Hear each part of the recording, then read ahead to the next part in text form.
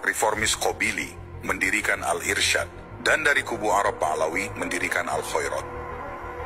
Konflik antara kalangan Ba'alawi dengan tokoh-tokoh Arab Qabili sebelum kemerdekaan sudah biasa terjadi.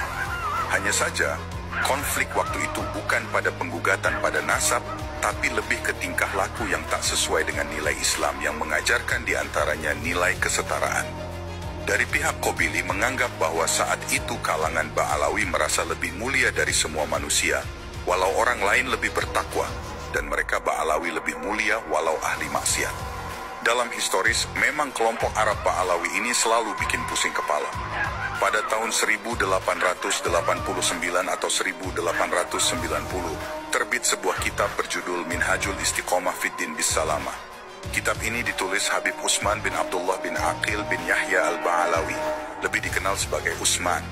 Buku itu berisi diantaranya 22 praktik bid'ah yang terlarang dilakukan umat Islam. Salah satu yang ia kritik adalah sikap menentang pemerintah kolonial Hindia Belanda. Sebagaimana diulas oleh Az-Zumardi Azra, tidak heran jika Habib Utsman bin Yahya yang bekerja untuk Snoek Hurgronje, orientalis tersohor yang sering dicap begitu buruk, itu menyerang para ulama di Banten yang terlibat jihad perlawanan para petani pada pemerintah kolonial pada 1888. Ia menyebut jihad rakyat Banten sebagai pemberontak atau delusi atas ajaran Islam yang benar, dan menuduh ulama yang mendukungnya, termasuk para kiai pesantren, sebagai para pengikut setan. Sehingga mulai saat itu, di mata rakyat Banten, umumnya rakyat Indonesia, status Arab Ba'alawi mulai buruk.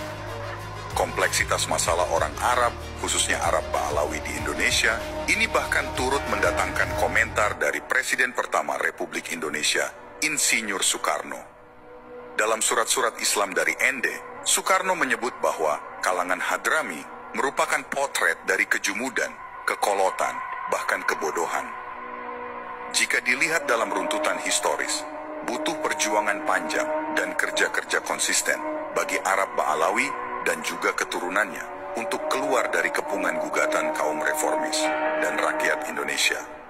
Sekaligus bisa mendapatkan rekognisi atau pengakuan, bukan hanya sebagai warga Indonesia, tetapi juga sebagai otoritas ras orang tertinggi. Perlu dinyatakan di awal bahwa video ini tidak ditujukan untuk ikut nimbrung dalam pusaran debat mengenai nasab Ba'alawi. Video ini ingin menyajikan fakta historis bagaimana cara kerja keras dan banting tulang kaum kalangan Ba'alawi dalam menghadapi berbagai permasalahan kompleks yang terekam dalam sejarah Indonesia. Berikut cara yang mereka tempuh untuk keluar dari beragam kepungan permasalahan tersebut.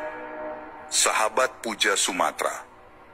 Dalam Becoming Indonesian, The Ba'alawi and the Interstices of the Nation, Ismail Fajri Alatas memaparkan peran dan langkah taktis sejumlah tokoh Ba'alawi untuk mendapatkan rekognisi dan identitas sebagai bagian dari entitas bertanah air Nusantara, dengan tetap menjaga sakralitas genealogis mereka sebagai keturunan Nabi.